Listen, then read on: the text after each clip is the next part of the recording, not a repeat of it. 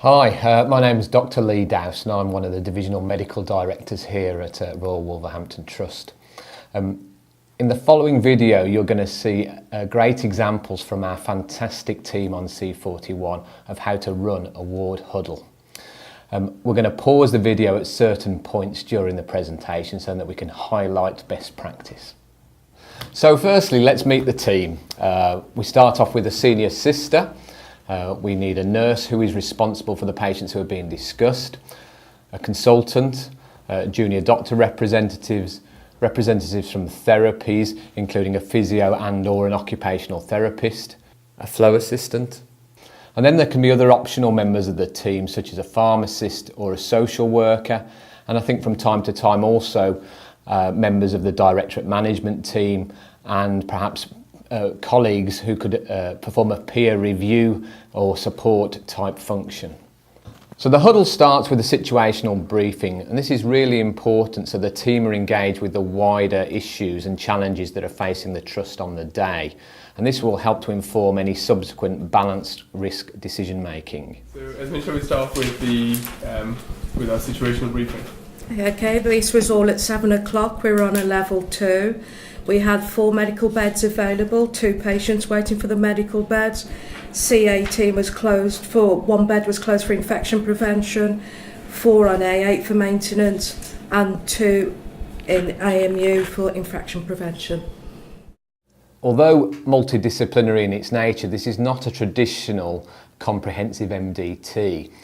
The discussions really need to focus on the processes that need to be completed to get the patient home as soon as possible. You should aim to spend approximately 1 minute per patient. So each patient discussion needs to be structured. We start by identifying the patient, and although here we've used initials to protect confidentiality, providing you take the appropriate precautions, it may be better to use patients' full names to prevent confusion. We start with a brief medical synopsis, followed by the estimated date of discharge. The main body of the discussion is about how we achieve that estimated date of discharge and can involve Red2Green and clinical criteria for discharge. At the end, we will sum up and assign actions. The first example is of a patient who's on a straightforward medical pathway, and what you'll see is the patient being teed up for an early discharge the next morning. We refer to these patients as golden patients because they're so valuable in terms of getting flow going. I also want you to note at the end of the clip that the junior doctor owns the action for completing the discharge. 6-2 is KD. It's a patient with an infected pancreatic pseudocyst. We're going to try and drain her endoscopically in theatres today. I've spoken to theatres this morning and it is likely to be midday. Yeah, the nieces have come down to assess it. Okay. And she's had bloods and everything yesterday. Yeah, so the plan would be for home tomorrow, assuming the procedure goes to plan and she has no complications. And if we could get the TTOs done today, then she could be a golden patient for tomorrow. I'll do a TTO. The estimated date of discharge is a very important thing to discuss, and it represents the date when the patient is medically and functionally fit for discharge. Red2Green is a system for assessing whether the patient is progressing satisfactorily along their patient journey. On a green day, a patient receives care that adds value and progresses them towards getting them home. On a red day, conversely, the patient's time is wasted.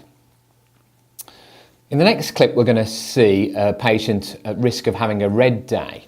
You will see that the consultant emphasises the need to prioritise the investigation in order to facilitate the next steps in the patient's investigations and treatment. The task is assigned to the junior doctor, however the consultant ensures that it will be a green day by arranging to review the progress at the huddle in the afternoon. 5-2 DC patient who's come in with urosepsis. She's got a urethric stent, which there is a plan for the urology team to see her with regards to changing it.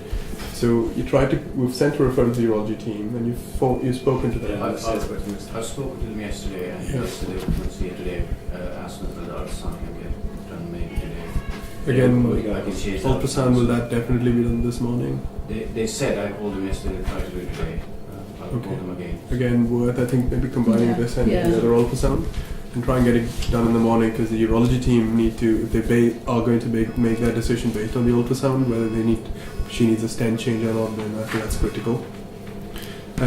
She was getting quite a lot of pain yesterday, so we've adjusted her pain management. Her EDD was Friday. Is that realistic, do you think? I think if ultrasound happens, possibly she can go. Okay. So that's the critical bit, and the urology team seeing us, so we need to review that in the afternoon huddle. It's really important that all members of the huddle feel able to challenge. And challenges should come in, especially when we hear words like the patient is waiting for whatever. Good questions to challenge with would be, why not today? Or could this care be given at home?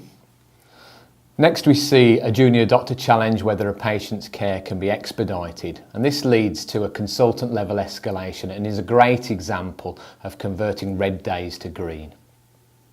6-1 is PM, so she came in with line sepsis, the line's been removed. The plan was for her to have a line reinserted. I've spoken to interventional radiology, and they'll arrange that as soon as possible. So they need to get the special TPN line for her, so she's currently on TPN. I think from a care therapy perspective, there's nothing. Yeah, so she's bedbound at home and she's got a full care package. We said the EDD would be, she's still medical, she's still not sepsis free. I think we need another week. Another week, next we week. did say next week, I stopped the antibiotics yesterday as per micro advice, and they suggested to sort of observe over a couple of days, see how she does without antibiotics. CRP is coming down as well. Okay. So really, if the intervention team, so I think it might be worth perhaps Ben yourself or myself speaking to, or Monsieur speaking to intervention to just get some dates. When are they going to do it? In the next example, a patient is prioritised for medical review in order to facilitate an early discharge. Note here that the patient is having a procedure the following day but isn't kept in a hospital bed overnight simply to wait for something which can be done as an outpatient. Okay. So 4-3 LG is a potential discharge today. We need to review her. Any updates overnight? She hasn't complained of pain, hasn't been vomiting, so potentially she could go home as well, because the plan was if there was no symptoms, she could go home, if not for ERCPs. Yes, tomorrow. And TTOs?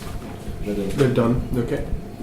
So what we'll do is we'll see her first, and if she's ready to go, then we can get her across the discharge lounge. Mm-hmm. It's really important that we involve patients and carers in discussions about discharge planning. If the patient knows the answers to these 4 questions you can see displayed on the slide, then we're much less likely to have any surprises that will hinder a discharge once the patient is medically and functionally fit for discharge. During the huddle, you've seen great practice where actions were decided by the group, recorded and assigned. Assigning responsibility for those actions to individuals is really important so that the actions are completed in a timely manner and any waiting or wasted time is minimised for patients.